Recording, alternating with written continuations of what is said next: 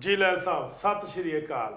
ਸਤਿ ਸ਼੍ਰੀ ਅਕਾਲ ਗਿੱਲ ਸਾਹਿਬ ਜੀ ਸਤਿ ਸ਼੍ਰੀ ਅਕਾਲ ਜੀ। ਜਿੰਨੇ ਵੀ ਤਮਾਮ ਦੋਸਤ ਮਿੱਤਰ ਭੈਣ ਭਰਾ ਸਾਡਾ ਪ੍ਰੋਗਰਾਮ ਵੇਖਦੇ ਨੇ, ਸੋ ਇੱਕ ਵਾਰੀ ਫੇਰ ਸਾਡੀ ਟੀਮ ਹਾਜ਼ਰ ਹੋ ਚੁੱਕੀ ਹੈ ਪ੍ਰੋਗਰਾਮ ਖੁੰਡ ਚਰਚਾ ਲੈ ਕੇ। ਔਰ ਖੁੰਡ ਚਰਚਾ ਦੇ ਵਿੱਚ ਅਸੀਂ ਹਮੇਸ਼ਾ ਤਾਜ਼ੇ ਵਿਸ਼ਿਆਂ ਤੇ ਗੱਲ ਕਰਦੇ ਹਾਂ, ਕਰੰਟ ਵਿਸ਼ਿਆਂ ਤੇ ਗੱਲ ਕਰਦੇ ਹਾਂ। ਅੱਜ ਸਾਡੇ ਨਾਲ ਮਹਿਮਾਨ ਵੀ ਹੋਣਗੇ ਜਿਹੜੇ ਕਿ ਸੀਨੀਅਰ ਪੱਤਰਕਾਰ ਨੇ ABC ਨਿਊਜ਼ ਤੋਂ। ਸੋ ਜਗਤਾਰ ਭੁੱਲਰ ਸਾਹਿਬ ਉਹ ਵੀ ਸਾਡੇ ਨਾਲ ਗੱਲਬਾਤ ਕਰਨਗੇ, ਸੋ ਉਹਨਾਂ ਦੇ ਨਾਲ ਵੀ ਗੱਲਬਾਤ ਕਰਾਂਗੇ। ਸੋ ਜ਼ਿੰਦਗੀ ਦੇ ਵਿੱਚ ਮਸਲੇ ਜਿਹੜੇ ਨੇ ਹਮੇਸ਼ਾ ਖੜੇ ਰਹਿੰਦੇ ਨੇ, ਔਰ ਮਸਲੇ ਤਾਂ ਹੱਲ ਹੁੰਦੇ ਨੇ ਜੇ ਆਪਾਂ ਉਹਨਾਂ ਨੂੰ ਹੱਲ ਕਰਨ ਦੀ ਕੋਸ਼ਿਸ਼ ਕਰਾਂਗੇ।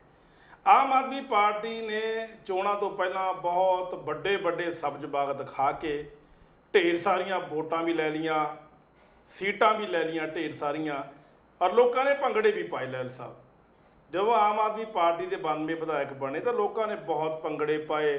ਸਾਡੀ ਸਰਕਾਰ ਆ ਗਈ, ਸਾਡੀ ਲੋਕਾਂ ਦੀ ਸਰਕਾਰ ਆ ਗਈ, ਅਸੀਂ ਹੁਣ ਆਪਣੀ ਸਰਕਾਰ 'ਚ ਐਂ ਕਰ ਦਿਆਂਗੇ, ਉਹ ਕਰ ਦਿਆਂਗੇ, ਪਰ ਉਹ ਐਂ ਕਰ ਦਿਆਂਗੇ, ਉਹ ਕਰ ਦਿਆਂਗੇ, ਉਹ ਹੀ ਰਹਿ ਗਿਆ। ਸਰਕਾਰ ਮੁੱਖ ਮੰਤਰੀ ਸਾਹਿਬ ਭਗਵੰਤ ਮਾਨ ਸਾਹਿਬ ਜਦੋਂ ਵਿਰੋਧੀ ਧਿਰ 'ਚ ਹੁੰਦੇ ਸੀਗੇ, ਸਰਕਾਰ ਕਾਂਗਰਸ ਸੀ, ਉਦੋਂ ਇਹ ਗੱਲ ਕਹਿੰਦੇ ਹੁੰਦੇ ਸੀ ਵੀ ਕਿਸਾਨ ਸੜਕਾਂ 'ਤੇ ਰੁਲ ਰਹੇ ਨੇ। ਉਦੋਂ ਇਹ ਗੱਲ ਕਹਿੰਦੇ ਹੁੰਦੇ ਸੀ ਵੀ ਆਂਗਨਵਾੜੀ ਵਰਕਰ ਵਾਲੀਆਂ ਮੇਰੀਆਂ ਧੀਆਂ, ਮੇਰੀਆਂ ਬੇਟੀਆਂ, ਮੇਰੀਆਂ ਭੈਣਾਂ ਸੜਕਾਂ 'ਤੇ ਰੁਲ ਰਹੀਆਂ ਨੇ।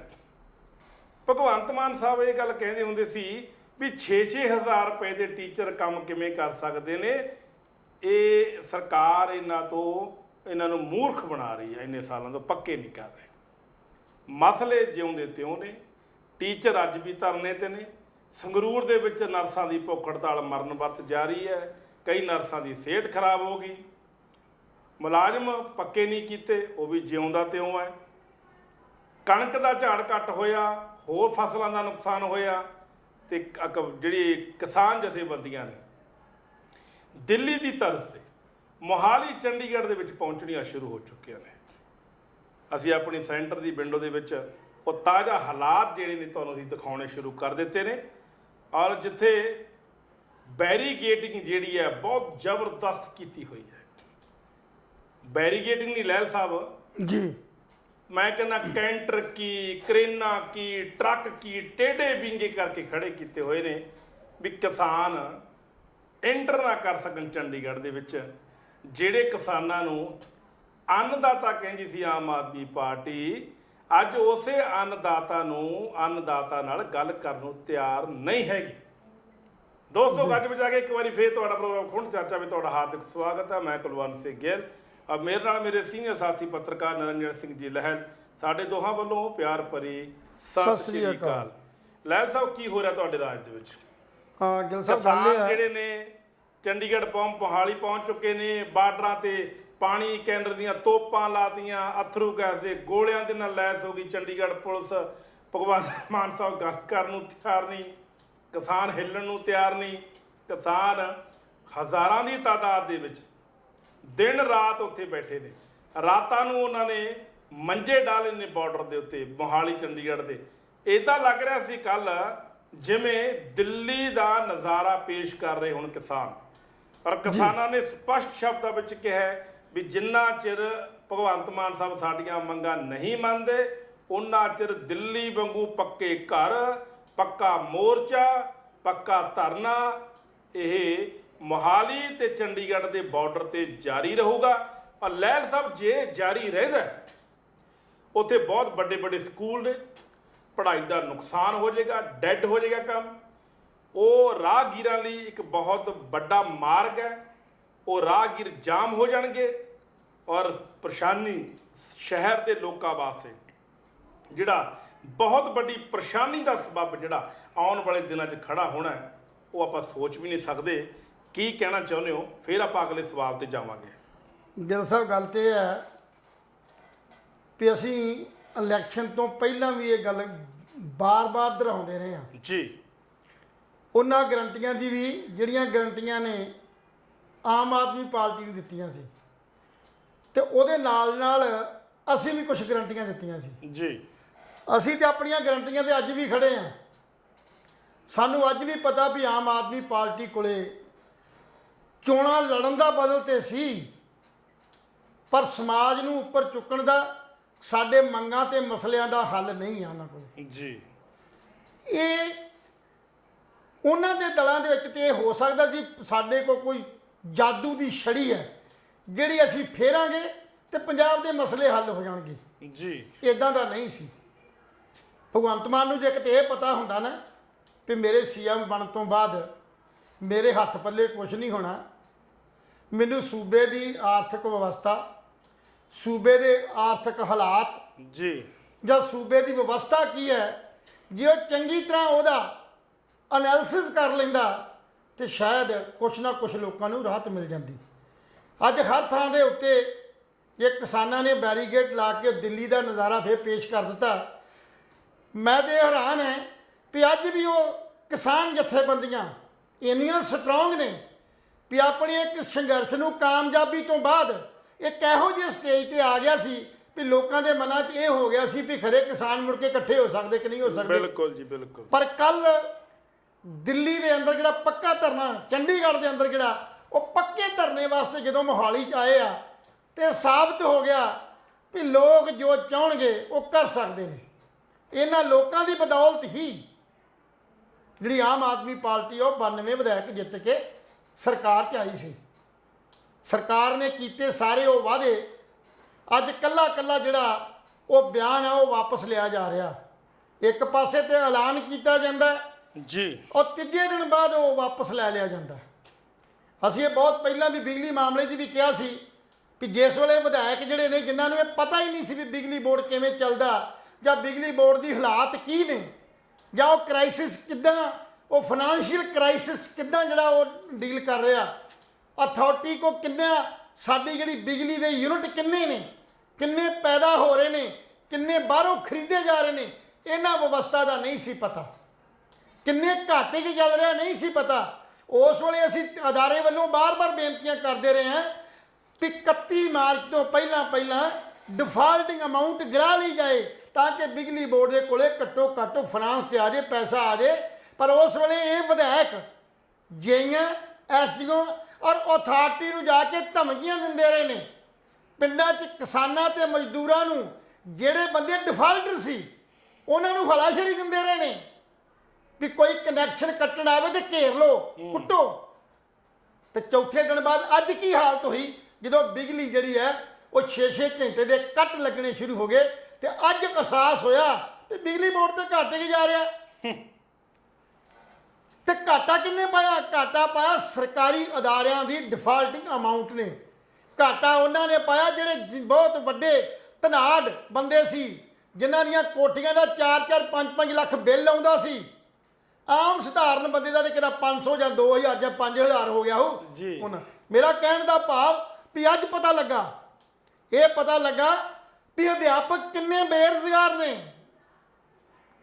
ਪੈਰਾ ਮੈਡੀਕਲ ਦੀਆਂ ਨਰਸਾਂ ਕਿੰਨੀਆਂ ਬੇਰੁਜ਼ਗਾਰ ਨੇ ਔਰ ਕਿੰਨੇ ਬੰਦੇ ਕੱਚੇ ਨੇ।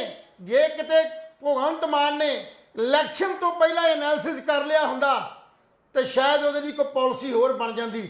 ਇੱਕ ਪਾਸੇ ਨਵੀਂ ਭਰਤੀ ਔਰ ਦੂਜੇ ਪਾਸੇ ਉਹ ਭਰਤੀਆਂ ਜਿਹੜੀਆਂ ਸ਼ਰੇਆਮ ਟੈਂਕੀਆਂ ਦੇ ਚੜ ਕੇ ਸੰਗਰੂਰ ਦੇ ਅੰਦਰ ਆਮ ਆਦਮੀ ਪਾਰਟੀ ਦੇ ਖਿਲਾਫ ਜਿਹੜੀਆਂ ਭੁਗਤ ਰਹੀਆਂ ਨੇ ਔਰ ਰਸਤੇ ਬੰਦ ਪਏ ਨੇ ਜੀ। ਔਰ ਕੱਲ ਕਿਸਾਨਾਂ ਨੇ ਇਹ ਰਸਤੇ ਬੰਦ ਕੀਤੇ ਨੇ। ਬਿਲਕੁਲ। ਪਰਸੋਂ ਜਦੋਂ ਕਿ ਭਗਵੰਤ ਮਾਨ ਪ੍ਰਕਾਸ਼ ਸਿੰਘ ਬਾਦਲ ਦੀ, ਤੁਹਾਨੂੰ ਸ਼ਾਇਦ ਗਿੱਲ ਸਾਹਿਬ ਯਾਦ ਹੋਵੇ ਜੀ, ਕਿ ਆਪਣੀ ਬਾਜ਼ਾਰ ਦੇ ਅੰਦਰ ਇੱਕ ਸੰਗਤ ਦਰਸ਼ਨ ਦਾ ਪ੍ਰੋਗਰਾਮ ਸ਼ੁਰੂ ਕੀਤਾ ਸੀ ਉਹਨਾਂ ਨੇ। ਬਿਲਕੁਲ ਕਰਿਆ ਸੀ ਜੀ।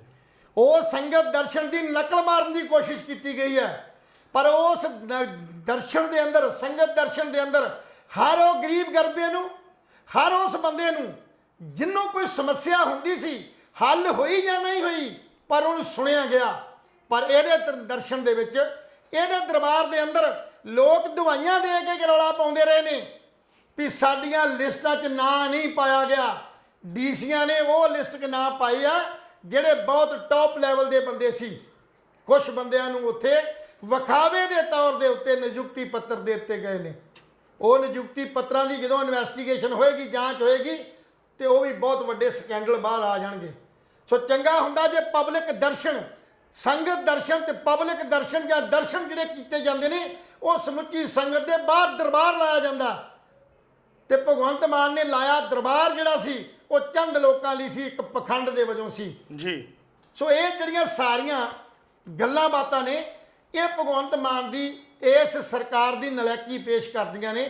ਸੋ ਇਸ ਕਰਕੇ ਅਸੀਂ ਬਾਰ-ਬਾਰ ਆਪਣੇ ਲੋਕਾਂ ਨੂੰ ਸੁਚੇਤ ਕਰ ਰਹੇ ਹਾਂ ਵੀ ਇਹ ਤੁਸੀਂ ਜਿਹੜੀ ਬਾਰ-ਬਾਰ ਕਹਿੰਦੇ ਹੋ ਭਗਵੰਤ ਮਾਨ ਨੂੰ ਟਾਈਮ ਦੇ ਦੇਣਾ ਚਾਹੀਦਾ, ਸਮਾਂ ਦੇ ਦੇਣਾ ਚਾਹੀਦਾ।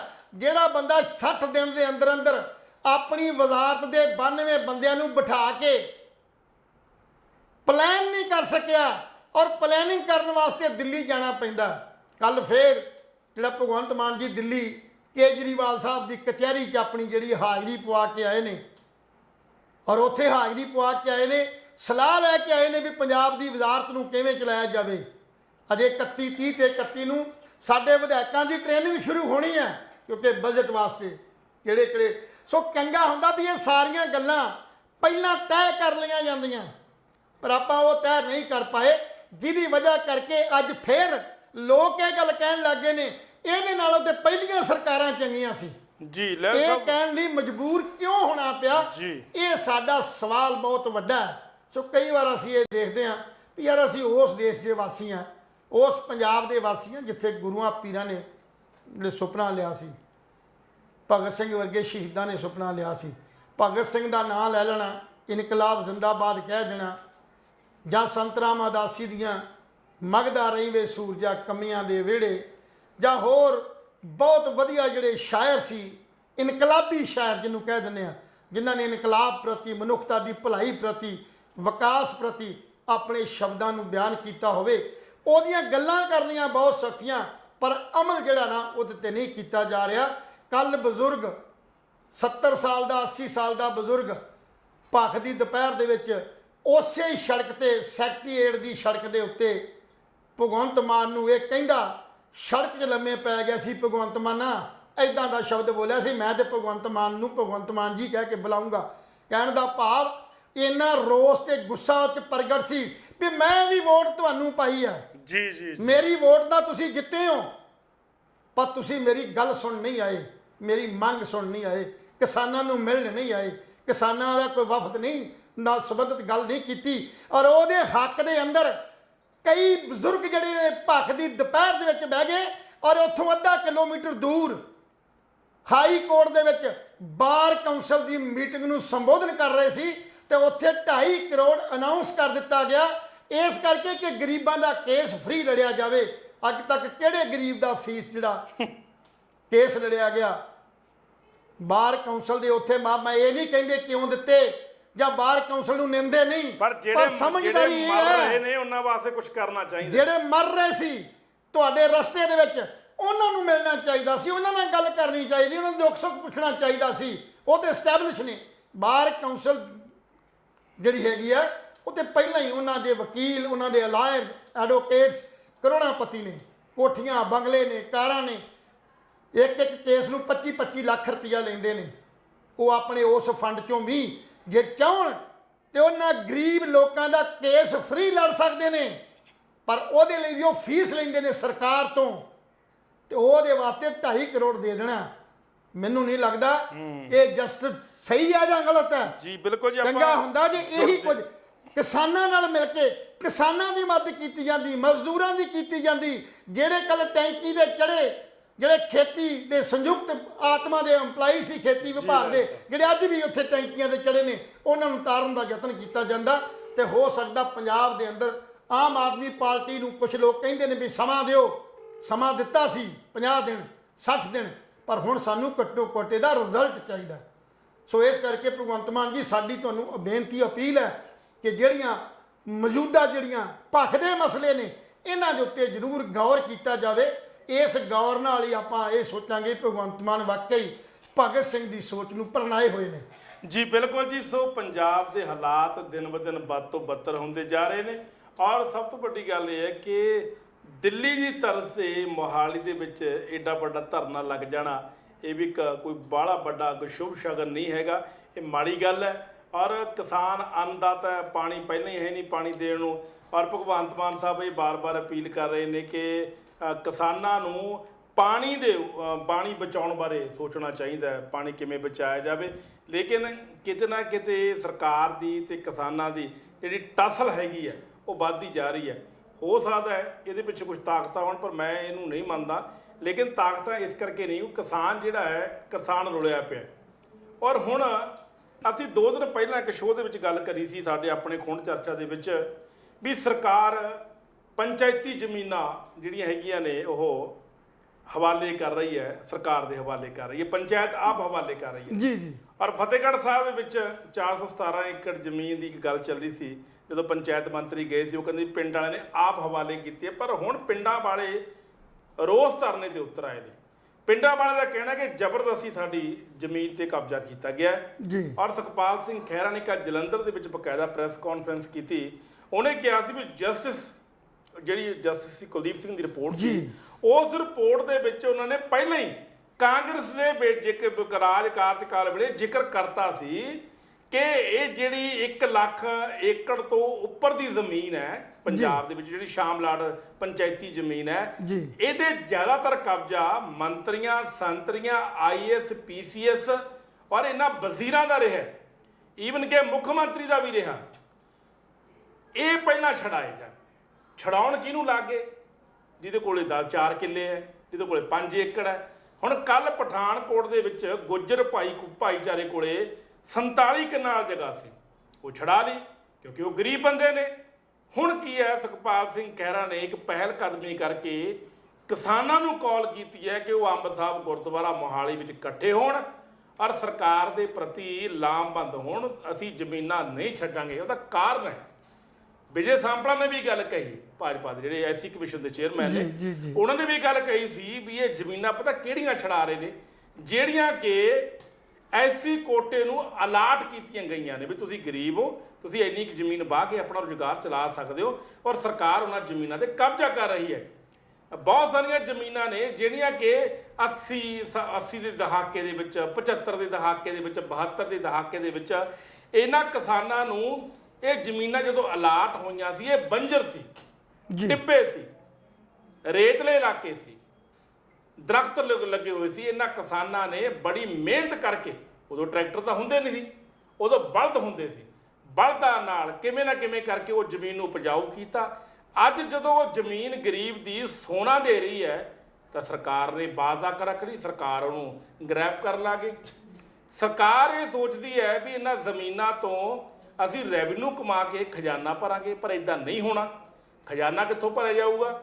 ਤੁਸੀਂ ਜੇ ਐਡੀ ਹਿੰਮਤ ਹੈ ਆਮ ਆਦਮੀ ਪਾਰਟੀ 'ਚ, ਸੁਖਬੀਰ ਬਾਦਲ ਦੀ ਤਾਂ ਜਿਹੜਾ ਹੋਟਲ ਹੈ ਉਹਦੀ ਰਿਕਵਰੀ ਕਰੋ, ਉਹ ਵੀ ਤਾਂ ਉਹਨਾਂ ਜਗ੍ਹਾਵਾਂ ਤੇ ਬਣਿਆ ਹੋਇਆ। ਗਿੱਲ ਸਾਹਿਬ ਉਸ ਕੈਪਟਨ ਅਮਰਿੰਦਰ ਸਿੰਘ ਦਾ ਜਿਹੜਾ ਮਹਿਲ ਹੈ ਉਹ ਵੀ ਉਸੇ ਪਹਾੜ ਤੇ ਬਣਿਆ ਹੋਇਆ। ਔਰ ਜੇ ਆਪਾਂ ਗੱਲ ਕਰੀਏ ਕੁਲਵੰਤ ਸਿੰਘ ਪ੍ਰਧਾਨ ਦੀ, ਆਮ ਆਦਮੀ ਪਾਰਟੀ ਵਾਲੇ ਮੋਹਾਲੀ ਦੇ ਹਲਕਾ ਵਿਧਾਇਕ ਦੀ, ਉਹਨੇ ਵੀ ਬਹੁਤ ਸਾਰੀਆਂ ਜ਼ਮੀਨ, ਜੇ ਉਹਦੀ ਇਨਕੁਆਇਰੀ ਹੋਵੇ ਉੱਥੇ ਬੜੀ ਧਾਂਦਲੀ ਨਿਕਲ ਸਕਦੀ ਹੈ। ਅਕਾਲੀ ਦਲ ਦਾ ਵਿਧਾਇਕ ਹੈ NK ਸ਼ਰਮਾ ਡੇਰਾਬੱਸੀ ਦਾ, ਉਹ ਬਹੁਤ ਵੱਡਾ ਬਿਲਡਰ ਹੈ, ਉਹਦੀ ਜਾਂਚ ਕੀਤੀ ਜਾਵੇ, ਉੱਥੇ ਵੀ ਧਾਂਦਲੀ ਨਿਕਲ ਸਕਦੀ ਹੈ। ਸਿਹਤ ਮੰਤਰੀ ਪੰਜਾਬ ਸਾਡਾ ਪੁਰਾਣਾ ਕਾਂਗਰਸ ਦਾ ਬਲਵੀਰ ਸਿੰਘ ਸਿੱਧੂ, ਉਹਦੀ ਇਨਕੁਆਇਰੀ ਕੀਤੀ ਜਾਵੇ, ਉੱਥੇ ਬੜੀ ਧਾਂਦਲੀ ਨਿਕਲ ਸਕਦੀ ਹੈ। ਅਸੀਂ ਗਰੀਬਾਂ ਨੂੰ ਤਾਂ ਫੜ ਲਿਆ ਵੀ ਲਓ ਜੀ ਇੰਨੀ ਜਗ੍ਹਾ ਛਡਾ ਲਈ, ਬਹੁਤ ਵਧੀਆ, ਜੈ ਜੈਕਾਰ ਹੋ ਰਹੀ ਹੈ। ਲੇਕਿਨ ਕਮਲਿਓ, ਤੁਸੀਂ ਇਹ ਕਿਉਂ ਬੋਲਦੇ ਹੋ ਵੀ ਇਹਨਾਂ ਗਰੀਬਾਂ ਨੇ ਤੁਹਾਨੂੰ ਵੋਟਾਂ ਪਾਈਆਂ ਨੇ? ਇਹ ਗਰੀਬਾਂ ਨੇ ਵੋਟਾਂ ਪਾਈਆਂ ਸੀ ਕਿ ਆਮ ਆਦਮੀ ਪਾਰਟੀ ਸਾਡੀ ਸਰਕਾਰ ਬਣੂਗੀ। ਜੇ ਸਾਡੀ ਸਰਕਾਰ ਆ ਕੇ ਸਾਡੇ ਮੂੰਹ ਚੋਂ ਰੋਟੀ ਖੋਲੀ ਤਾਂ ਫਿਰ ਕਾਹਦੀਆਂ ਵੋਟਾਂ? ਮੈਨੂੰ ਗੱਲ ਦੱਸੋ। ਗਿੱਲ ਸਾਹਿਬ, ਰਾਜਾ ਤਾਂ ਰਾਜਾ ਹੀ ਹੁੰਦਾ ਜੀ। ਹਮੇਸ਼ਾ ਹੀ ਰਾਜਾ ਆਪਣੀ ਪ੍ਰਜਾ ਨੂੰ ਦਬਾ ਕੇ ਰੱਖੂਗਾ ਤੇ ਤਾਂ ਹੀ ਉਹ ਰਾਜ ਕਰੇਗਾ ਜੀ। ਕਦੀ ਰਾਜੇ ਦੇ ਅੰਗ ਸੰਗ ਰਹਿਣ ਵਾਲੇ ਜਾਂ ਰਾਜੇ ਦੇ ਬਰਾਬਰ ਦੇ ਰੁਤਬਾ ਰੱਖਣ ਵਾਲਿਆਂ ਨੂੰ ਰਾਜਾ ਕਦੇ ਵੀ ਹੱਥ ਨਹੀਂ ਪਾਉਂਦਾ। ਸੋ ਇਹ ਗੱਲ ਬੜੀ ਸੱਚ ਹੈ।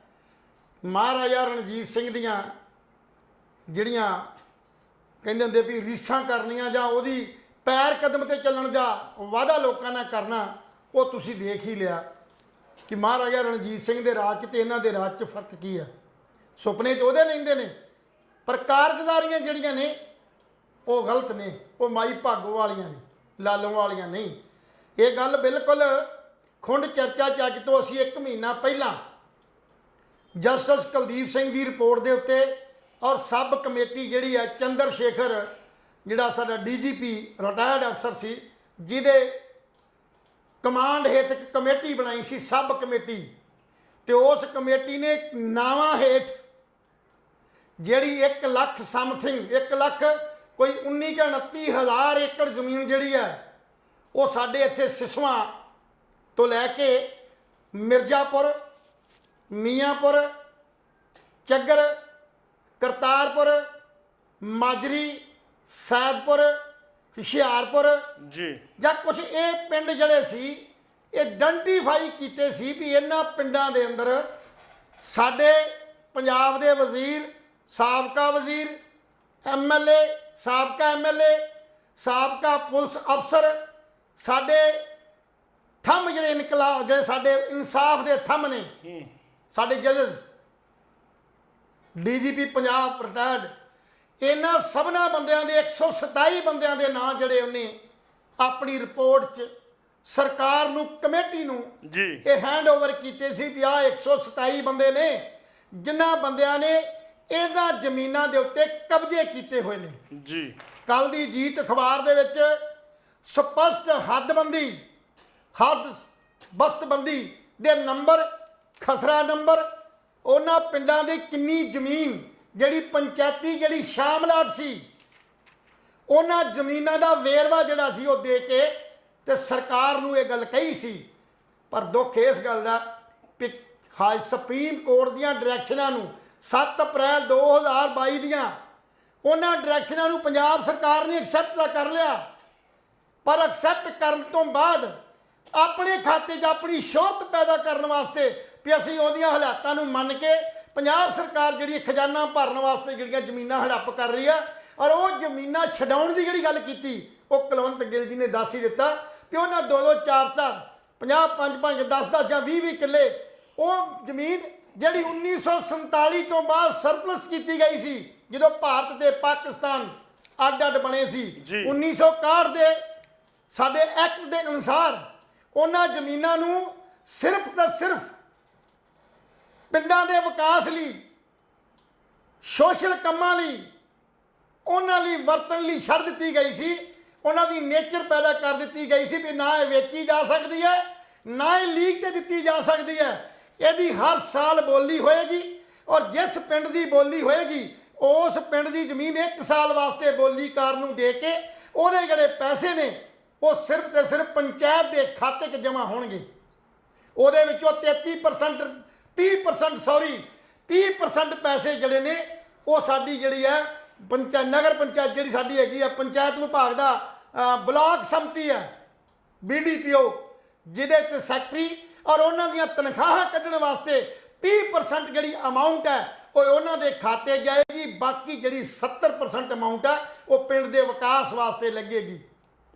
ਪਿੰਡ ਦਾ ਵਿਕਾਸ, ਪਿੰਡ ਦੀਆਂ ਸੜਕਾਂ, ਪਿੰਡ ਦਾ ਸਕੂਲ, ਪਿੰਡ ਦੇ ਗੁਰਦੁਆਰੇ, ਮੰਦਿਰ, ਮਸੀਤਾਂ, ਪਿੰਡ ਦੀਆਂ ਗਲੀਆਂ ਨਾਲੀਆਂ, ਸਟਰੀਟ ਲਾਈਟਾਂ, ਔਰ ਉਹਨਾਂ ਪਰਿਵਾਰਾਂ ਜਿਹੜੇ ਪਰਿਵਾਰ ਗਰੀਬ ਸੀ, ਆਪਣੇ ਧੀ ਪੁੱਤ ਦਾ ਵਿਆਹ ਨਹੀਂ ਸੀ ਕਰ ਸਕਦੇ, ਜਿਨ੍ਹਾਂ ਦੇ ਕੋਠੇ ਢੱਠੇ ਸੀ, ਜਿਨ੍ਹਾਂ ਦੀਆਂ ਬਿਲਡਿੰਗਾਂ ਟਿਚਕੂ ਕਰਦੀਆਂ ਸੀ, ਚਾਹੁੰਦੇ ਸੀ ਉਹਨਾਂ ਨੂੰ ਆਰਥਿਕ ਤੌਰ ਤੇ ਮਜ਼ਬੂਤ ਕਰਨ ਵਾਸਤੇ ਪੰਚਾਇਤ ਦੀ ਗ੍ਰਾਮ ਪੰਚਾਇਤ ਮਤਾ ਪਾ ਕੇ ਖਰਚ ਕੀਤਾ ਜਾ ਸਕਦਾ। ਪਰ ਹੋਇਆ ਉਲਟ ਇਹ ਹੋਇਆ ਕਿ ਅਸਰ ਰਸੂਖ ਵਾਲੇ ਬੰਦਿਆਂ ਨੇ ਪੰਚਾਇਤ ਦਾ ਸਰਪੰਚ, ਬਲਾਕ ਸੰਮਤੀ ਦਾ ਵੀਡੀਓ, DDPO ਆਪਣਾ ਡਿਸਟ੍ਰਿਕਟ ਦਾ DDPO, ਜਿਹੜਾ DC ਰੂਰਲ ਔਰ DC ਨੂੰ ਔਰ ਸੰਬੰਧਿਤ MLA ਤੇ ਸੰਬੰਧਿਤ ਮੰਤਰੀ ਤੇ ਸੰਬੰਧਿਤ ਡਿਪਾਰਟਮੈਂਟ ਪਿੰਡੂ ਵਿਕਾਸ ਵਿਭਾਗ ਦਾ ਡਾਇਰੈਕਟਰ, ਇਹਨਾਂ ਦੀ ਰਲ ਮਿਲ ਕੇ ਮਾਲ ਵਿਭਾਗ ਦੇ ਨਾਲ ਇੱਥੇ ਹੇਰਾਫੇਰੀ ਕਰਕੇ ਆਪਣੀਆਂ ਗਿਰਦੌਰੀਆਂ ਆਪਣੇ ਨਾਲ ਕਰਾ ਲਈਆਂ ਗਈਆਂ। ਜੀ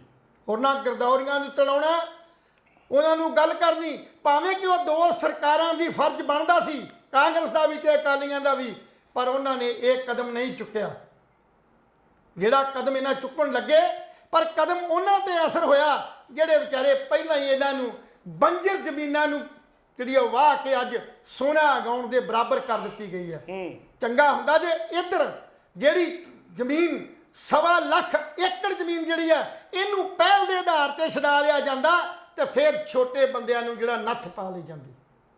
ਇਹਦਾ ਮਤਲਬ ਇੱਕ ਬੰਦਾ ਕਰੋੜਾਂ ਰੁਪਇਆ ਬੈਂਕ ਨਾਲ ਠੱਗੀ ਮਾਰ ਗਿਆ, ਇੱਕ ਬੰਦਾ 500 ਰੁਪਇਆ ਕਿਸ਼ਤ ਨਹੀਂ ਦੇ ਸਕਿਆ ਤੇ ਉਹਨੂੰ ਤੁਸੀਂ ਅਰੈਸਟ ਕਰਾ ਦਿੱਤਾ। ਬਿਲਕੁਲ ਇਹ ਕਿੱਥੋਂ ਦਾ ਇਨਸਾਫ ਹੈ? ਇੱਕ ਕਿਸਾਨ ਤੇ ਪੰਜਾਬ ਦੇ ਜ਼ਿਲ੍ਹੇ ਦੇ ਵਿੱਚ, ਇੱਕ ਜ਼ਿਲ੍ਹੇ ਦੇ ਵਿੱਚ 40 ਕਈਆਂ, ਇੱਕ ਬੱਠਲ, ਆਪਾਂ ਬੱਠਲ ਨਹੀਂ, ਇੱਕ ਬੱਠਲ ਤੇ ਇੱਕ ਕਈ, ਇੱਕ ਬੱਠਲ ਰੇਤੇ ਦੇ ਪਿੱਛੇ ਪਰਚਾ 5 ਕਿਲੋ ਰੇਤਾ ਉਹਦੇ ਕੋਲੋਂ ਬਰਾਮਦ ਹੋਇਆ। ਰੇਤਾ ਸੀ, ਉਹਤੇ ਪਰਚਾ ਦਰਜ ਕਰਤਾ। Shame on you, shame on you. So ਕਈ ਲੋਕ ਸਾਡੇ ਇਸ ਮਤਲਬ ਜਿਹੜੀ ਅਸੀਂ ਡਿਬੇਟ ਕਰਦੇ ਆ, ਕੁਝ ਲੋਕਾਂ ਨੂੰ ਇਤਰਾਜ਼ ਹੋ ਸਕਦਾ, ਦੇਸ਼ਾਂ 'ਚ ਬੈਠੇ ਆ, ਵਿਦੇਸ਼ਾਂ 'ਚ ਬੈਠੇ ਆ, ਵੀ ਅਸੀਂ ਬਾਰ-ਬਾਰ ਭਗਵੰਤ ਮਾਨ ਨੂੰ ਜਾਂ ਭਗਵੰਤ ਮਾਨ ਦੀ ਸਰਕਾਰ ਨੂੰ ਕਿਉਂ ਨਿੰਦਦੇ ਆ। ਇੱਕ ਗੱਲ ਸਪਸ਼ਟ ਕਰ ਦਈਏ, ਨਿੰਦਦੇ ਨਹੀਂ। ਅਸੀਂ ਹੁਣ ਵੀ ਚਾਹੁੰਦੇ ਆ ਭਗਵੰਤ ਮਾਨ ਇੱਕ ਚੰਗਾ ਪ੍ਰਸ਼ਾਸਕ ਸਾਬਤ ਹੋਵੇ, ਉਹਦੀ ਟੀਮ ਪ੍ਰਸ਼ਾਸਕ ਸ਼ਾ ਹੋਵੇ, ਪਰ ਜਿੱਥੋਂ ਤੱਕ ਬਾਕੀ ਐਮਐਲਏਜ਼ ਨੇ ਸਾਰਿਆਂ ਦੇ ਮੂੰਹ ਜਿਹੜੇ ਨੇ ਅਜੇ ਖੋਲੇ ਨਹੀਂ ਗਏ, ਬੰਦ ਨੇ, ਕਿਤੇ ਬਿਆਨ ਨਹੀਂ, ਕਿਤੇ ਕੁਛ ਨਹੀਂ, ਕੋਈ ਕਾਰ ਨਹੀਂ, ਕੋਈ ਵਿਹਾਰ ਨਹੀਂ। ਸਿਰਫ ਚੰਦ ਮੰਤਰੀ ਜਿਹੜੇ ਨੇ, ਮੀਤ ਹੇਰ ਵਰਗੇ ਜਾਂ ਕੁਲਦੀਪ ਧਾਲੀਵਾਲ ਵਰਗੇ, ਆਪਣੀ ਇਸ ਟੀਮ ਦੇ ਵਿੱਚ ਐਕਟਿਵ ਨਜ਼ਰ ਆਉਂਦੇ ਨੇ। ਅਸੀਂ ਚਾਹੁੰਦੇ ਆ ਕਿ ਸਮੁੱਚੇ ਪੰਜਾਬ ਦੇ 90 ਨੇ 92 ਦੇ 92 ਬੰਦੇ ਜੇ ਪੰਜਾਬ ਨੂੰ ਸਹੀ ਦਿਸ਼ਾ ਦੇ ਅੰਦਰ ਸਹੀ ਢੰਗ ਦੇ ਨਾਲ ਚਲਾਉਣਾ ਚਾਹੁੰਦੇ ਨੇ ਤੇ ਇਹਦੀ ਜ਼ਮੀਨੀ ਜੋ ਹਕੀਕਤ ਹੈ ਉਹਨੂੰ ਆਪਣੀ ਕੈਬਨਿਟ 'ਚ ਲਿਆ ਕੇ ਰੱਖਣ ਜੀ। ਐਲਾਨਾਂ ਤੇ ਮੈਂ ਬਾਰ-ਬਾਰ 3 ਮਹੀਨੇ ਤੋਂ ਇਹ ਗੱਲ ਬੇਨਤੀ ਕਰਦਾ ਆ ਰਿਹਾ ਵੀ ਨਵੀਆਂ ਸਕੀਮਾਂ ਤੇ ਨਵੇਂ ਪ੍ਰੋਗਰਾਮ ਨਾ ਦਿੱਤੇ ਜਾਣ, ਨਾ ਐਲਾਨ ਕੀਤੇ ਜਾਣ। ਪਹਿਲਾਂ ਜਿਹੜੇ ਅਧੂਰੇ ਪਏ ਕਾਰਜ ਨੇ, ਚਾਹੇ ਉਹ ਪੱਕੇ ਹੋਣ ਦੇ ਨੇ ਮੁਲਾਜ਼ਮਾਂ ਦੇ, ਚਾਹੇ ਉਹ ਠੇਕੇ ਨੂੰ ਬੰਦ ਕਰਕੇ ਠੇਕੇ ਆਧਾਰ ਤੇ ਜਿਹੜੇ ਕਰਮਚਾਰੀ ਆਊਟਸੋਰਸਿੰਗ ਵਾਲੇ ਨੇ ਇਹਨੂੰ ਬੰਦ ਕਰਕੇ ਨਵੀਆਂ ਭਰਤੀਆਂ ਨਾ ਕਰਤੀਆਂ ਜਾਣ, ਇਹਨਾਂ ਨੂੰ ਪੱਕਿਆਂ ਕਰ ਦਿੱਤਾ ਜਾਵੇ। ਜੀ ਲਹਿਲ ਸਾਹਿਬ, ਪਤਾ ਕੀ ਗੱਲ ਹੈ, ਸੋ ਇਸ ਕਰਕੇ ਇਸ ਲਈ ਅਸੀਂ ਹਮੇਸ਼ਾ ਹੀ ਆਗਾਜ਼ ਕਰ ਰਹੇ ਹਾਂ। ਸੋ ਲੋਕਾਂ ਨੂੰ ਇਹ ਮਨ 'ਚ ਨਾ ਆਵੇ ਕਿ ਅਸੀਂ ਭਗਵੰਤ ਮਾਨ ਦੀ ਸਰਕਾਰ ਨੂੰ 60 ਦਿਨਾਂ ਬਾਅਦ ਨਿੰਦਣਾ ਸ਼ੁਰੂ ਕਰਤਾ, ਅਸੀਂ ਕਿਸੇ ਨਾ ਕਿਸੇ ਹੋਰ ਪਾਰਟੀ ਨੂੰ ਰੀਪ੍ਰੈਜ਼ੈਂਟ ਕਰਦੇ ਹਾਂ, ਨਹੀਂ ਕਰਦੇ। ਸਾਡਾ ਕਿਸੇ ਨਾਲ ਕੋਈ ਬੈਰ ਵਿਰੋਧ ਨਹੀਂ ਹੈ, ਅਸੀਂ ਭਗਵੰਤ ਮਾਨ ਸਾਹਿਬ ਦੇ ਨਾਲ ਖੜੇ ਆ। ਅਸੀਂ ਵੋਟਾਂ ਪਾਈਆਂ ਨੇ, ਮੈਂ ਵੀ ਵੋਟ ਪਾਈ ਹੈ, ਲਹਿਲ ਸਾਹਿਬ ਨੇ ਵੀ ਵੋਟ ਪਾਈ ਹੈ, ਔਰ ਆਮ ਆਦਮੀ ਪਾਰਟੀ ਦੀ ਸਰਕਾਰ ਨੂੰ ਅਸੀਂ ਜਿਤਾਇਆ। ਲੇਕਿਨ ਲੋਕ ਨਿਰਾਸ਼ ਨੇ, ਲੋਕ ਪਰੇਸ਼ਾਨ ਨੇ। ਕਾਰਨ ਕੀ ਹੈ? ਕਿਉਂਕਿ ਚਿੱਟੇ ਦਾ ਐਡਾ ਕੁ ਤਕੜਾ ਨੈਟਵਰਕ ਸ਼ੁਰੂ ਹੋ ਗਿਆ। ਹਾਲਾਂਕਿ ਪੁਲਿਸ ਨੇ ਹਨੇਰੀ ਪੱਟੀ ਪਈ ਆ, ਪੁਲਿਸ ਨੇ ਨੈਟਵਰਕ ਤੋੜਨ ਦੀ ਪੂਰੀ ਕੋਸ਼ਿਸ਼ ਕੀਤੀ ਪਈ ਹੈ, ਔਰ ਹਰ ਰੋਜ਼ ਤਸਕਰ ਫੜੀ ਜੇਲਾਂ ਭਰੀ ਜਾਂਦੇ ਆ। ਪਰ ਇਹਦਾ ਹੱਲ ਕੀ ਹੈ ਲਹਿਲ ਸਾਹਿਬ? ਕਿਤੇ ਨਾ ਕਿਤੇ ਤੇ ਨੁਕਸ ਹੈ ਨਾ। 20 ਗ੍ਰਾਮ ਵਾਲਾ ਫੜ ਲਿਆ, 10 ਗ੍ਰਾਮ ਵਾਲਾ ਵੀ ਜੇਲ੍ਹ 'ਚ ਹੈ, 5 ਗ੍ਰਾਮ ਵਾਲਾ ਵੀ ਜੇਲ੍ਹ 'ਚ ਹੈ। ਕੱਲ ਇੱਕ ਬੀਬੀ ਨਸ਼ਾ ਵੇਚਦੀ ਫੜੀ ਗਈ, ਉਹਨੂੰ ਵੀ ਵੀਡੀਓ ਵਾਇਰਲ ਕਰਤਾ ਕਿਸੇ ਨੇ, ਉਹਨੂੰ ਪੁਲਿਸ ਨੇ ਚੱਕ ਲਿਆ। ਕਿੰਨੀਆਂ ਜੇਲ੍ਹਾਂ ਭਰੋਂਗੇ 5 ਗ੍ਰਾਮ 10 ਗ੍ਰਾਮ ਵਾਲੇ ਨਸ਼ੇੜੀਆਂ ਦੇ ਨਾਲ? ਪਹਿਲਾਂ ਤਾਂ ਬਹੁਤ ਵੱਡਾ ਸਵਾਲ ਹੈ। ਹੁਣ ਸਵਾਲ ਇੱਥੇ ਖੜਾ ਹੁੰਦਾ ਹੈ, ਜਿਹੜੇ ਇਹਦੇ ਕਿੰਗ ਪਿਨ ਨੇ, ਜਿਨ੍ਹਾਂ ਕੋਲੇ ਇਹ ਹਜ਼ਾਰਾਂ ਕੁਆਂਟਲ ਡਰੱਗ ਚਿੱਟਾ ਨਸ਼ਾ ਪਿਆ, ਉਹਨਾਂ ਤੱਕ ਬਈ ਕਿਉਂ ਨਹੀਂ ਪਹੁੰਚ ਕਰਦੇ? ਉਹਨਾਂ ਤੱਕ ਸਰਕਾਰ ਪੁਲਿਸ ਕਿਉਂ ਨਹੀਂ ਪਹੁੰਚ ਕਰਦੀ? ਇਹਦਾ ਮਤਲਬ ਉਹ ਕੋਈ ਬਹੁਤ ਵੱਡੇ ਦਿੱਗਜ ਨੇ, ਜਾਂ ਪੰਜਾਬ ਪੁਲਿਸ ਦੇ ਆਲਾ ਅਧਿਕਾਰੀ ਡਰਦੇ ਨੇ ਉਹਨੂੰ ਹੱਥ ਪਾਉਣ ਤੋਂ, ਜਾਂ ਫਿਰ ਤੁਹਾਡੀ ਹਿੱਸਾ ਪੱਤੀ ਹੈ। ਦੇਖੋ 3-4 ਗੱਲਾਂ ਹੁੰਦੀਆਂ ਨੇ। ਲੇਕਿਨ ਪੰਜਾਬ ਪੁਲਿਸ ਦੀ ਮੈਂ ਹੁਣ ਸ਼ਲਾਘਾ ਕਰਦਾ। ਸ਼ਲਾਘਾ ਕਿਉਂ ਕਰਦਾ?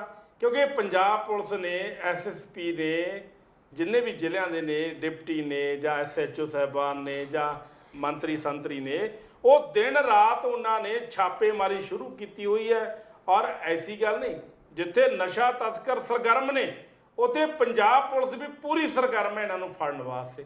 ਲੇਕਿਨ ਸਪੀਡ ਨਹੀਂ ਘਟ ਰਹੀ, ਨਸ਼ਾ ਉਦੋਂ ਹੀ ਵਿਕ ਰਿਹਾ, ਨਸ਼ਾ ਉਦੋਂ ਹੀ ਜਾ ਰਿਹਾ। ਹੁਣ ਪਰਸੋਂ ਨਾਭਾ ਜੇਲ੍ਹ ਦੇ ਬਾਹਰ ਕੰਧ ਤੋਂ ਉੱਪਰ ਦੀ ਕਿਸੇ ਨੇ ਮੋਬਾਈਲ ਸੁੱਟਣ ਦੀ ਕੋਸ਼ਿਸ਼ ਕੀਤੀ, ਕੋਸ਼ਿਸ਼ ਨਹੀਂ ਸਿੱਟਤੇ, ਤੇ 43 ਜਰਦੇ ਦੀਆਂ ਪੁੜੀਆਂ ਜਿਹੜੀਆਂ ਆਪਾਂ ਮਲ ਕੇ ਖਾਂਦੇ ਨਸ਼ਾ ਕਰਦੇ ਆ, ਉਹ ਸਿੱਟਤੀਆਂ। ਚਲੋ ਪੁਲਿਸ ਨੇ ਕਾਬੂ ਕਰਦੀਆਂ, ਜੇਲ੍ਹ ਵਿਭਾਗ ਨੇ। ਮਤਲਬ ਜੇਲ੍ਹਾਂ ਵੀ ਸੁਰੱਖਿਅਤ ਨਹੀਂ, ਜੇਲ੍ਹਾਂ ਦੀਆਂ ਕੰਧਾਂ ਵੀ ਸੁਰੱਖਿਅਤ ਨਹੀਂ। ਇਹਦਾ ਮਤਲਬ ਜੇਲ੍ਹਾਂ ਦੇ ਵਿੱਚ ਜੇ ਕੋਈ ਕੰਧ ਤੋਂ ਵਗਾ ਕੇ ਕੋਈ ਚੀਜ਼ ਪਰਲੇ ਪਾਸੇ ਸਿੱਟ ਸਕਦਾ ਹੈ, ਫਿਰ ਤਾਂ ਕੱਲ ਨੂੰ ਕੋਈ ਆਈਟਮ ਬੰਬ ਸਿੱਟ ਦੂ ਜੇਲ੍ਹ ਦੀ ਦੀਵਾਰ ਤੋਂ। ਲਹਿਲ ਸਾਹਿਬ ਜੀ ਬਿਲਕੁਲ ਤੁਸੀਂ ਸਹੀ ਕਹਿੰਦੇ। ਦੇਖੋ, ਇੱਕ ਜਦੋਂ ਜੇਲ੍ਹ ਦੇ ਵਿੱਚ ਦੀਵਾਰ ਕੰਧ ਸਿੱਟ ਉੱਪਰ ਦੀ ਟਪਾ ਕੇ ਬੰਦਾ ਜਰਦੇ ਦੀਆਂ ਪੁੜੀਆਂ ਸਿੱਟ ਸਕਦਾ ਹੈ, ਮੋਬਾਈਲ ਸਿੱਟ ਸਕਦਾ ਹੈ, ਤੇ ਗ੍ਰਨੇਡ ਕਿਉਂ ਸੁੱਟ ਸਕਦਾ? ਫਿਰ ਬੰਬ ਕਿਉਂ ਨਹੀਂ ਸਿੱਟ ਸਕਦਾ? ਗ੍ਰਨੇਡ ਕਿਉਂ ਨਹੀਂ ਸਿੱਟ ਸਕਦਾ? ਇਹਦਾ ਮਤਲਬ ਜੇਲ੍ਹਾਂ ਦੀ ਸੁਰੱਖਿਆ ਦੇ ਵਿੱਚ ਵੀ ਸੰਨ ਹੈ, ਉੱਥੇ ਵੀ ਕੋਈ ਸੁਰੱਖਿਆ ਨਹੀਂ ਹੈ। ਭਾਈ ਜਿਹੜੇ ਤੁਸੀਂ ਵਾਅਦੇ ਕਰੇ ਸੀ ਉਹਨਾਂ ਵਾਅਦਿਆਂ ਤੋਂ ਮੁਨਕਰ ਨਾ ਹੋ। ਮੈਂ ਇਹ ਗੱਲ ਨਹੀਂ ਕਹਿੰਦਾ ਵੀ ਤੁਸੀਂ ਸਮਾਂ ਤੁਹਾਨੂੰ ਬਹੁਤ ਥੋੜਾ ਹੈ, ਲੇਕਿਨ ਸਟ੍ਰੈਟਜੀ ਸਮਝੋ। ਗੱਲ ਸਮੇਂ ਦੀ ਨਹੀਂ, ਸਮਾਂ ਤੇ ਤੁਸੀਂ ਇੱਕ ਦਿਨ 'ਚ ਭਗਵੰਤ ਮਾਨ ਸਾਹਿਬ ਨੂੰ ਇਹ ਗੱਲ ਪਤਾ ਸੀ, ਦੁਨੀਆ ਬਦਲ ਸਕਦੇ ਹੋ। ਭਗਵੰਤ ਮਾਨ ਸਾਹਿਬ ਨੂੰ ਪਤਾ ਸੀ ਕਿ ਬਿਜਲੀ ਬੋਰਡ ਕਿੰਨੇ ਘਾਟੇ 'ਚ, ਪਤਾ ਸੀ ਉਹਨੂੰ, ਚੰਗੀ ਤਰ੍ਹਾਂ ਜਾਣਦੇ ਸੀ ਉਹ, ਕਿਉਂਕਿ ਉਹ ਪੜ੍ਹੇ ਲਿਖੇ ਨੇ, ਸੁਲਝੇ ਹੋਏ ਨੇ, ਮੈਂਬਰ ਪਾਰਲੀਮੈਂਟ ਰਹੇ ਨੇ, ਵਿਧਾਨ ਸਭਾ ਦੇ ਵਿੱਚ ਦਿੱਲੀ ਸਭ ਤੋਂ ਵੱਧ ਉਹ ਬੋਲੇ ਨੇ, ਅਸੀਂ ਤਾਰੀਫ ਕਰਦੇ ਹਾਂ। ਲੇਕਿਨ ਕੀ ਉਹਨਾਂ ਨੂੰ ਪਤਾ ਨਹੀਂ ਸੀ ਕੀ ਪੋਜੀਸ਼ਨ, ਕੀ ਉਹਨਾਂ ਨੂੰ ਇਹ ਨਹੀਂ ਸੀ ਪਤਾ। ਹੁਣ ਸੁਵਿਧਾ ਸੈਂਟਰ ਦੀ ਗੱਲ, ਲਹਿਲ ਸਾਹਿਬ ਗੱਲ ਯਾਦ ਆ ਗਈ, ਬੜੀ ਜੀ ਗੱਲ, ਆਪਾਂ ਤੇ ਚਰਚਾ ਨਹੀਂ ਕਰ ਰਹੇ ਜੀ। ਸੁਵਿਧਾ ਸੈਂਟਰ ਵਿੱਚ ਕੰਮ ਕਰਨ ਵਾਲੇ ਮੁਲਾਜ਼ਮ ਨੇ 7000 ਤਨਖਾਹ ਮਿਲਦੀ ਹੈ, ਬਿਲਕੁਲ ਇਹ ਠੇਕੇ ਤੇ ਨੇ ਸਾਰੇ ਜੀ ਜੀ। ਔਰ ਠੇਕੇਦਾਰ ਨੂੰ ਪਤਾ ਕਿੰਨੇ ਮਿਲਦੇ ਨੇ ਜੀ 22700 ਰੁਪਇਆ। ਬਿਲਕੁਲ ਸੱਚ ਕਹਿੰਦੇ ਹੋ ਤੁਸੀਂ। 22700 ਰੁਪਇਆ ਠੇਕੇਦਾਰ ਲੈ ਰਿਹਾ, ਜਿਹਨੇ ਕਰਨੇ ਕੱਖ ਨਹੀਂ। ਜਿਹੜਾ ਬੰਦਾ ਸਵੇਰੇ 9 ਤੋਂ ਲੈ ਕੇ 6 ਵਜੇ ਤੱਕ ਡਿਊਟੀ ਦੇ ਰਿਹਾ, ਉਹ ਸਿਰਫ 7000 ਚ ਕੰਮ ਕਰ ਰਿਹਾ। ਇੱਕ ਸੈਕਿੰਡ ਮੇਰੇ ਨਾਲ ਹੋਰ ਗੱਲ ਕਰਨੀ ਹੈ, ਇਹ ਵੀ ਸ਼ਰਮ ਦੀ ਗੱਲ ਹੈ। ਬਿਜਲੀ ਬੋਰਡ ਦੀ ਇੱਕ ਸੈਕਿੰਡ ਲਈ ਬਸ। ਜੀ ਜੀ। ਬਿਜਲੀ ਬੋਰਡ ਦੇ ਅੰਦਰ ਜਿਹੜੇ ਮੀਟਰ ਰੀਡਰ ਰੱਖੇ ਸੀ ਨਾ ਜੀ, ਹੁਣ ਤੁਹਾਡੀ ਗੱਲ ਨਾਲ ਗੱਲ ਜੁੜਦੀ ਹੈ ਜੀ। ਮੀਟਰ ਰੀਡਰ ਜਿਹੜੇ ਰੱਖੇ, ਕਿੰਨਾਂ ਨੇ ਰੀਡਿੰਗ ਲੈਣੀ ਆ, ਇੱਕ ਰੀਡਿੰਗ ਦਾ ਉਹਨੂੰ 2 ਰੁਪਏ 35 ਪੈਸੇ, ਥੋੜਾ ਫਰਕ ਹੋ ਸਕਦਾ, 35 ਨਹੀਂ 34 32, ਜੋ ਵੀ ਹੋ, 2 ਰੁਪਏ 35 ਪੈਸੇ ਇੱਕ ਰੀਡਿੰਗ ਦੇ ਮਿਲਦੇ ਨੇ।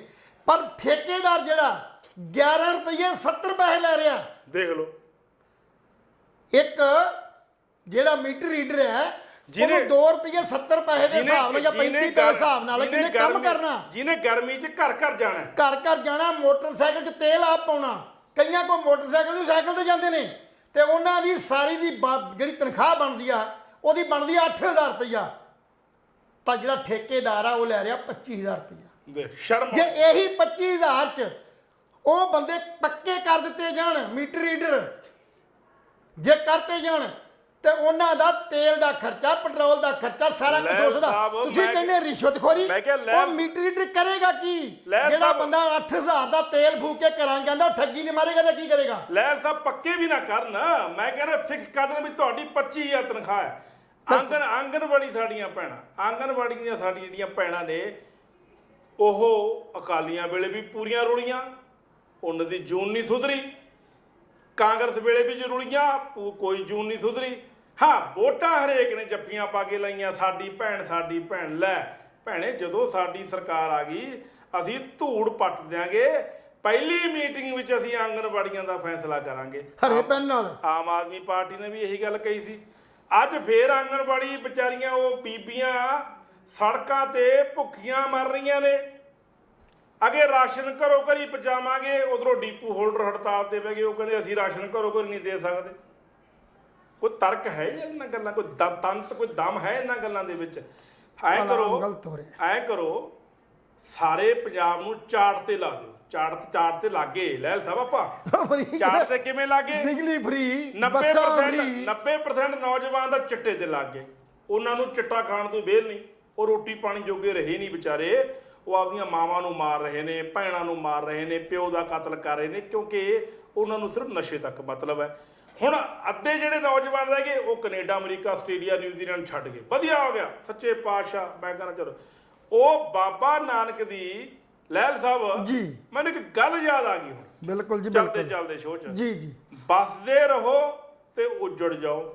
ਬਿਲਕੁਲ ਇਹ ਕਹੀ ਸੀ ਉਹ ਆਪਣੇ ਵੇਰਕਾ ਸੀ, ਜਿਹੜਾ ਜਦੋਂ ਮਰਦਾਨਾ ਸਾਹਿਬ ਨੇ ਪੁੱਛਿਆ, ਹੋ ਸਕਦਾ ਮੈਂ ਗਲਤ ਕਹਿ ਰਿਹਾ ਹਾਂ, ਮੈਂ ਮਾਫੀ ਮੰਗਦਾ ਸਿੱਖ ਕੌਮ ਤੋਂ। ਮੈਂ ਬਿਲਕੁਲ ਕਈ ਵਾਰ ਸਾਡੇ ਕੋਲ ਹੋ ਸਕਦੀ ਆ, ਕੋਈ ਗੱਲ ਕਿਸੇ ਨੇ ਹੋਰ ਕਹੀ ਹੋਵੇ, ਮੈਂ ਹੋਰ ਨਾਮ ਲੈ ਦੇ। ਚਲੋ ਠੀਕ ਹੈ। ਮਰਦਾਨਾ ਸਾਹਿਬ ਨੇ ਬਾਬੇ ਨਾਨਕ ਨੂੰ ਪੁੱਛਿਆ ਵੀ ਬਾਬਾ ਜੀ, ਇਹ ਚੰਗਾ ਕੰਮ ਹੈ, ਜਿਹੜੇ ਕੰਮ ਚੰਗੇ ਕਰਦੇ ਨੇ ਤੁਸੀਂ ਕਹੇ ਨੇ ਉਜੜ ਜਾਓ, ਜਿਹੜੇ ਮਾੜੇ ਕਰਦੇ ਨੇ ਕਹਿੰਦੇ ਬਸੇ ਰਹੋ। ਮੈਨੂੰ ਥੋੜਾ ਇਹ ਤਰਕ ਨਹੀਂ ਸਮਝ ਆਇਆ। ਉਹ ਕਹਿੰਦਾ ਭਾਈ ਭਗਤਾ ਬਹਿ ਜਾ, ਤੈਨੂੰ ਦੱਸਦੇ।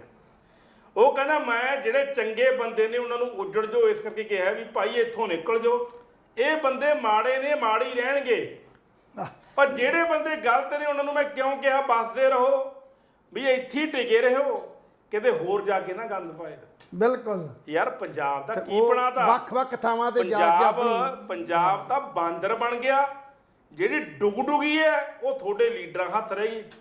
ਕੀ ਗੱਲ ਆ? ਮਾਨ ਸਾਹਿਬ ਨੇ ਗੱਲ ਕਹੀ ਸੀ, ਯਾਦ ਕਰ ਲਓ, ਵੀ ਮੈਂ ਦਿੱਲੀ ਨਹੀਂ ਜਾਊਂਗਾ, ਸਾਰੇ ਫੈਸਲੇ ਆਪ ਕਰੂੰਗਾ। ਅੱਜ ਵਿਧਾਨ ਸਭਾ ਦੀ ਮੀਟਿੰਗ ਹੈ, ਸੈਸ਼ਨ ਹੈ, ਕੱਲ ਦਿੱਲੀ ਸੀ, ਕੱਲ ਦਿੱਲੀ ਗਿਆ। ਕੀ ਗੱਲ ਭਾਈ, 90 ਐਮਐਲਏ ਨੂੰ ਅਕਲ ਨਹੀਂ? 90 ਜਿਹੜੇ ਵਿਧਾਇਕ ਜਿੱਤੇ ਨੇ ਉਹਨਾਂ ਨੂੰ ਅਕਲ ਨਹੀਂ ਹੈਗੀ, ਕਿਉਂ ਕਾਹਦੇ ਵਾਸਤੇ ਐਮਐਲਏ ਬਣਾਏ ਨੇ? ਅਸਤੀਫੇ ਲਓ ਉਹਨਾਂ ਤੋਂ। ਪੜ੍ਹੇ ਲਿਖੇ ਵਿਦਵਾਨ ਪੰਜਾਬ ਦੇ ਵਿੱਚ ਕਿੰਨੇ ਬੁੱਧੀਜੀਵੀ ਨੇ, ਕਿੰਨੇ ਵਿਦਵਾਨ ਨੇ। ਮੈਂ ਕਹਿੰਦਾ ਪੰਜਾਬ ਤਾਂ ਭਰਿਆ ਪਿਆ ਵਿਦਵਾਨਾਂ ਦੇ ਨਾਲ। ਯਾਰ ਤੁਹਾਨੂੰ ਪੰਜਾਬ ਚਲਾਉਣ ਵਾਸਤੇ ਕੋਈ ਵਿਦਵਾਨ ਨਹੀਂ ਲੱਭ ਰਿਹਾ, ਤੁਹਾਨੂੰ ਕੋਈ ਸਲਾਹਕਾਰ ਹੀ ਨਹੀਂ ਲੱਭ ਰਿਹਾ। ਤੁਸੀਂ ਠਾ ਕਰਕੇ ਗੋਲੀ ਵਾਂਗੂ ਦਿੱਲੀ ਪਹੁੰਚ ਜਾਂਦੇ ਹੋ ਹੈਲੀਕਾਪਟਰ ਤੇ ਕਾਰ ਲੈ ਕੇ। ਗਿੱਲ ਸਾਹਿਬ ਗੱਲ ਇਹ ਹੈ, ਜਿਸ ਦੇਸ਼ ਦੇ ਉਹ ਆਗੂ ਜਿਨ੍ਹਾਂ ਨੇ ਸਾਨੂੰ ਜਿਹੜਾ ਰਾਹ ਦੱਸਣਾ ਹੁੰਦਾ, ਜਿਨ੍ਹਾਂ ਨੇ ਸਾਡੀ ਵਾਗਡੋਰ ਸਾਂਭੀ ਹੋਈ ਹੈ, ਜਿਨ੍ਹਾਂ ਸਾਨੂੰ ਡਾਇਰੈਕਸ਼ਨਾਂ ਦੇਣੀਆਂ ਹੁੰਦੀਆਂ ਨੇ, ਜਿਹੜੇ ਸਾਡੇ ਆਦਰਸ਼ ਨੇ, ਸਾਡੇ ਆਗੂ, ਉਹ ਸਾਰੇ ਦੇ ਸਾਰੇ ਤੇ ਮੌਤ ਤੋਂ ਡਰ ਰਹੇ ਨੇ। ਉਹ ਆਪ ਤੇ ਪੁਲਿਸ ਦੇ ਪਹਿਰੇ ਹੇਠ ਖੜੇ ਨੇ। ਉਹਨਾਂ ਨੂੰ ਤੁਰਨ ਲਈ, ਫਿਰਨ ਲਈ, ਸਮਾਗਮ 'ਚ ਜਾਣ ਦੀ, ਰਿਸ਼ਤੇਦਾਰ ਨੂੰ ਮਿਲਣ ਲਈ, ਭੈਣ ਭਰਾ ਨੂੰ ਮਿਲਣ ਲਈ ਗਨਮੈਨ ਜਿਹੜੇ ਨੇ 14-14, 15-15, 2-2 ਹਜ਼ਾਰ ਬੰਦਾ ਜਿਹੜਾ ਨਾਲ ਲੈ ਕੇ ਤੁਰਦੇ ਨੇ ਕਿ ਅਸੀਂ ਤਾਂ ਤੁਸੀਂ ਸੁਰੱਖਿਅਤ ਨਹੀਂ ਹੈਗੇ। ਤੇ ਤੁਸੀਂ ਜੇਲ੍ਹਾਂ ਦੀ ਗੱਲ ਕਰਦੇ ਹੋ, ਥਾਣਿਆਂ ਦੀ ਗੱਲ ਕਰਦੇ ਹੋ, ਲੋਕਾਂ ਦੀ ਸੁਰੱਖਿਆ ਦੀ ਗੱਲ ਕਰਦੇ ਹੋ, ਕਿਵੇਂ ਹੋ ਸਕਦੀ ਹੈ? ਜਿਹੜੇ ਆਪ ਹੀ ਉਹ ਛਾਏ ਹੇਠ ਨੇ, ਸੁਰੱਖਿਆ ਦੇ ਛਾਏ ਹੇਠ ਨੇ, ਉਹ ਤੁਹਾਨੂੰ ਸੁਰੱਖਿਆ ਕਿਵੇਂ ਦੇ ਸਕਦੇ ਨੇ? ਮੈਂ ਕੱਲ ਭਗਵੰਤ ਮਾਨ ਦੀ ਕੋਠੀ ਦੇ ਮੂਹਰੋਂ ਲੰਘਿਆ। ਬਹੁਤ ਵਰੇ ਸਾਨੂੰ 34, 35 ਸਾਲ, 33 ਸਾਲ ਹੋ ਗਏ ਨੇ ਚੰਡੀਗੜ੍ਹ, ਬਹੁਤ ਸੀਐਮ ਦੀਆਂ ਮਤਲਬ ਮਿਲਦੇ ਜਾਂਦੇ ਰਹੇ ਹਾਂ। ਅਸੀਂ ਨਹੀਂ ਕਦੀ ਵੇਖਿਆ ਕਿ ਸੈਕਟਰੀਏਟ ਵਾਲੇ ਪਾਸਿਓਂ ਸੀਐਮ ਦੇ ਜਿਹੜੇ ਰਸਤੇ ਉਹ ਬੰਦ ਕੀਤੇ ਗਏ ਹੋਣ। ਪਰ ਜਦੋਂ ਕੱਲ ਵੇਖਿਆ ਮੈਨੂੰ ਬੜਾ ਦੁੱਖ ਹੋਇਆ ਵੀ ਸੀਐਮ ਦੇ ਕੋਠੀ ਨੂੰ ਜਾਣ ਲਈ 9 ਫੇਸ ਵਾਲਾ ਜਿਹੜਾ ਮਾਰਗ ਹੈ, ਜਿਹੜਾ ਸੈਕਟਰੀਏਟ ਨੂੰ ਜਾਣ ਵਾਲਾ, ਉਹਦੇ ਉੱਤੇ ਇੰਨੇ ਜ਼ਿਆਦਾ ਨਾਕੇ ਸੀ ਵੀ ਅੰਦਰ ਬੰਦਾ ਸਧਾਰਨ ਪਹੁੰਚ ਹੀ ਨਹੀਂ ਸਕਦਾ। ਕਿੰਨੀ ਵੱਡੀ ਗੱਲ। ਜਦੋਂ ਆਪਾਂ ਇਹ ਗੱਲ ਕਹੀ ਸੀ ਵੀ ਮੈਨੂੰ ਲੋੜ ਨਹੀਂ, ਜਿਹੜਾ ਸੁਪਰੀਮੋ ਹੈ ਉਹ ਸੁਪਰੀਮੋ ਇਹ ਪੰਜਾਬ ਪੁਲਿਸ ਜਿਹੜੀ ਹੈ ਉਹਦੀ ਸੁਰੱਖਿਆ ਵਾਸਤੇ ਸੈਂਟਰ ਸਰਕਾਰ ਨੂੰ ਬੇਨਤੀ ਕਰ ਰਹੀ ਹੈ। ਮੈਨੂੰ ਇਹ ਹੈਰਾਨਗੀ ਆਈ ਹੈ, ਇਹ ਵੀ ਇਤਿਹਾਸ ਦੇ ਪਹਿਲੀ ਵਾਰ ਵੀ ਕੋਈ ਪੰਜਾਬ ਦੀ ਪੁਲਿਸ ਦੂਸਰੇ ਸੂਬੇ ਦੇ ਸੀਐਮ ਨੂੰ ਸਿਕਿਉਰਿਟੀ ਦੇਣ ਵਾਸਤੇ ਸਰਕਾਰ ਨੂੰ ਬੇਨਤੀ ਕਰੇ। ਕਿਉਂਕਿ ਦਿੱਲੀ ਸਰਕਾਰ 'ਚ ਇੰਨੀ ਹਿੰਮਤ ਨਹੀਂ, ਕੇਜਰੀਵਾਲ 'ਚ ਇੰਨੀ ਹਿੰਮਤ ਨਹੀਂ, ਜਿਹੜਾ ਦੇਸ਼ ਲਈ ਇੱਕ ਨਵਾਂ ਪ੍ਰੋਗਰਾਮ ਲੈਣ ਦੀ ਗੱਲ ਕਰਦਾ, ਜਿਹੜਾ ਇਹ ਗੱਲ ਕਹਿੰਦਾ ਵੀ ਮੈਨੂੰ ਤਾਂ ਗੱਠਜੋੜ ਦੀ ਲੋੜ ਹੀ ਨਹੀਂ। ਉਹ ਬੰਦਾ ਆਪਣੀ ਸੁਰੱਖਿਆ ਵਾਸਤੇ ਪੰਜਾਬ ਤੋਂ 82 ਬੰਦੇ ਮੰਗਵਾ ਕੇ ਆਪਣੇ ਕਮਾਂਡੋ ਵਾਲੇ ਦੁਆਲੇ ਖੜੇ ਕੀਤੇ ਨੇ। 182 ਬੰਦਿਆਂ ਦੀ ਛਾਇਆ ਹੇਠ ਜੀ ਰਿਹਾ।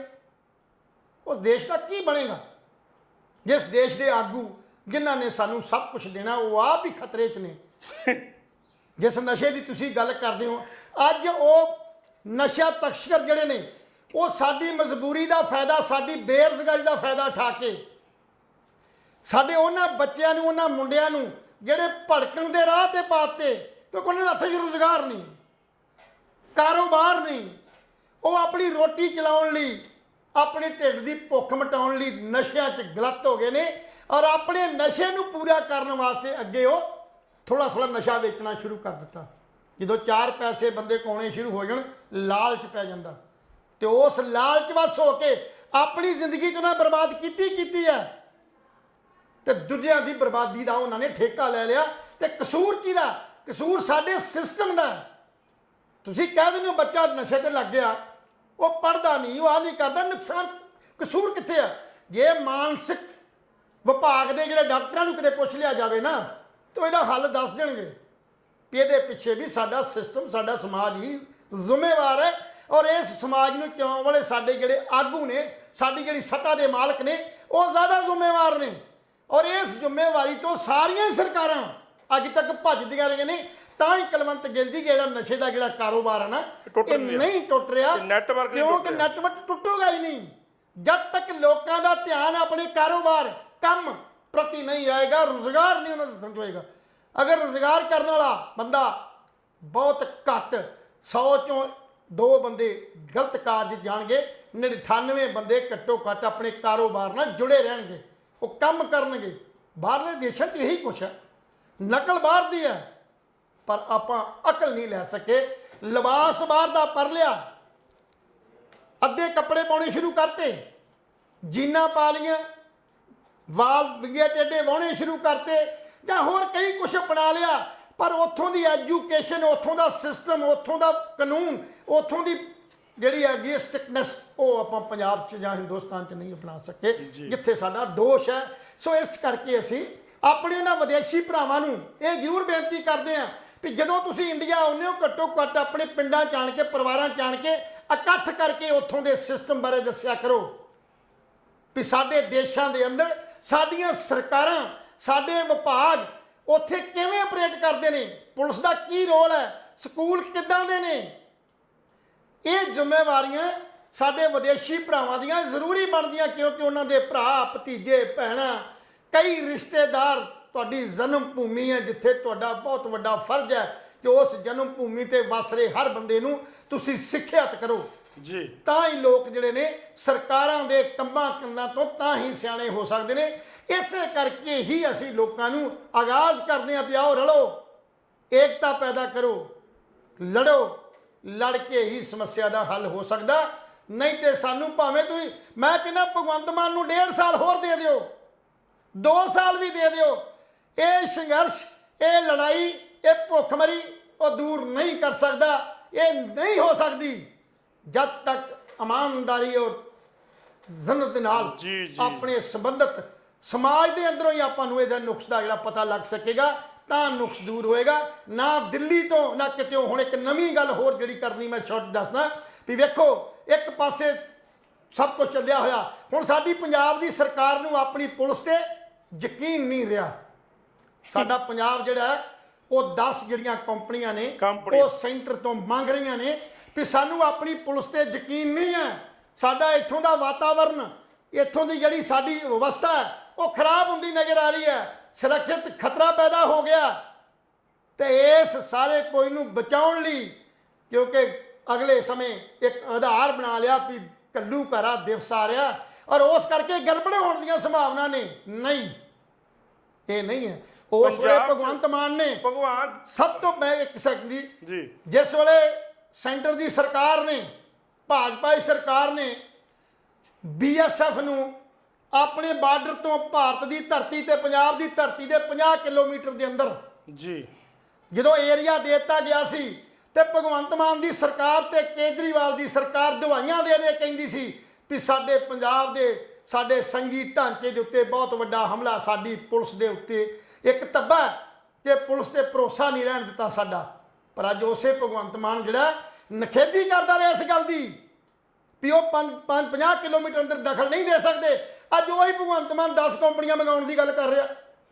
ਭਗਵੰਤ ਮਾਨ ਜੀ, ਤੁਹਾਡੀ ਪੁਲਿਸ 'ਚ ਦਮ ਹੈ, ਸਭ ਕੁਝ ਹੈ, ਪੰਜਾਬ ਵਰਗੇ ਯੋਧੇ ਤੁਹਾਨੂੰ ਕਿਤੇ ਨਹੀਂ ਮਿਲਣੇ ਜੀ, ਸਿਆਣੇ, ਸਮਝਦਾਰ, ਦਲੇਰ, ਇਹਦੇ ਵਰਗੇ ਕਿਤੇ ਨਹੀਂ ਹੈ। ਸੋ ਚੰਗਾ ਹੋਵੇ ਬਾਹਰ ਦੀਆਂ ਕੰਪਨੀਆਂ ਤੇ ਭਰੋਸਾ ਛੱਡ ਕੇ ਆਪਣੀ ਇਸ ਪੁਲਿਸ ਨੂੰ ਮਜ਼ਬੂਤ ਕਰੋ, ਨਾ ਕਿ ਆਪਣੇ ਬੰਦੇ ਦੂਸਰਿਆਂ ਸੂਬਿਆਂ ਦੇ ਮੁੱਖ ਮੰਤਰੀਆਂ ਦੀ ਸੁਰੱਖਿਆ ਵਾਸਤੇ ਭੇਜਦੇ ਰਹੋ। ਚੰਗਾ ਹੋਵੇ ਆਪਣੇ ਇੱਥੇ ਰੱਖ ਕੇ ਉਹਨਾਂ ਬੰਦਿਆਂ ਨੂੰ ਟ੍ਰੇਨਿੰਗ ਦਿਓ। ਔਰ ਜਿੰਨੀ ਪੁਲਿਸ ਇਹਨਾਂ ਅਦਾਰਿਆਂ 'ਚ ਤੁਸੀਂ ਸਿਕਿਉਰਿਟੀ ਤੇ ਲਾਈ ਹੋਈ ਹੈ ਨਾ, ਬਾਬਿਆਂ ਦੀਆਂ ਸਿਕਿਉਰਿਟੀਆਂ ਤੇ, ਪੂਜਾ ਵਾਲਿਆਂ ਦੀਆਂ ਸਿਕਿਉਰਿਟੀਆਂ ਤੇ, ਜਾਂ ਹੋਰ ਸਾਡੇ ਰਾਜਨੀਤਿਕ ਲੋਕਾਂ ਦੀਆਂ ਸਿਕਿਉਰਿਟੀਆਂ ਤੇ, ਜੇ ਸਾਰੀ ਦੀ ਸਾਰੀ ਕੁਝ ਛੱਡ ਕੇ ਜਿਹੜਾ ਕਹਿੰਦਾ ਮੈਂ ਲੋਕ ਸੇਵਾ ਕਰਦਾ ਉਹ ਆਪਣੇ ਆਪ ਕਰੇ, ਉਹਨੂੰ ਡਰ ਕਾਹਦਾ? ਉਹਨੂੰ ਕਾਹਦਾ ਡਰ? ਜੇ ਉਹ ਡਰ ਹੀ ਹੈ ਤਾਂ ਆਪਣੇ ਘਰੇ ਬਹਿ ਜੇ। ਉਹ ਕਾਹਦੇ ਲਈ ਸਾਡੀਆਂ ਸਰਕਾਰੀ ਜਿਹੜੀਆਂ ਪੈਸੇ ਤੇ ਜਿਹੜੀਆਂ ਸਾਡੀਆਂ ਉਹ ਸਾਡੀ ਜਿਹੜਾ ਉਹ ਖਜ਼ਾਨੇ ਤੇ ਜਿਹੜਾ ਉਹ ਧੱਬਾ ਬਣਿਆ ਹੋਇਆ, ਉਹ ਖਜ਼ਾਨਾ ਲੁੱਟ ਲਿਆ, ਉਹਨਾਂ ਨੂੰ ਜਿਪਸੀਆਂ ਦਿੱਤੀਆਂ ਹੋਈਆਂ, ਸਿਕਿਉਰਿਟੀ ਦਿੱਤੀ ਹੋਈ ਆ।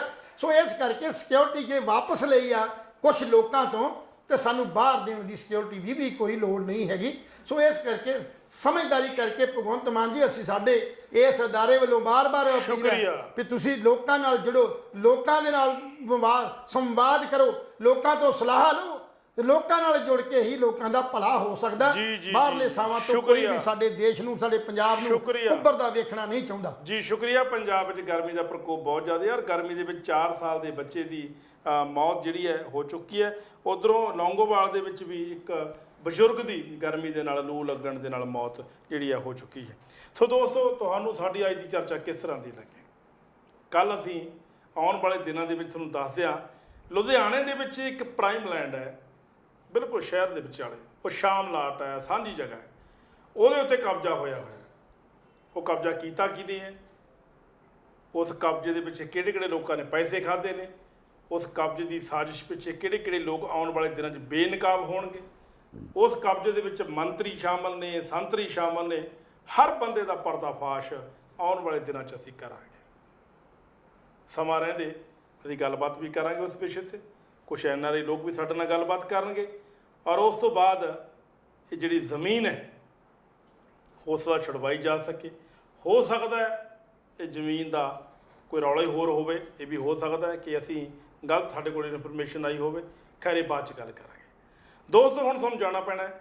ਕੱਲ੍ਹ ਫੇਰ ਮਿਲਾਂਗੇ ਕਿਸੇ ਨਵੀਂ ਚਰਚਾ ਦੇ ਨਾਲ। ਤਦ ਤੱਕ ਲਈ ਸਾਨੂੰ ਦੋਹਾਂ ਨੂੰ ਇਜਾਜ਼ਤ ਦਿਓ। ਰੱਬ ਰੱਖਾ।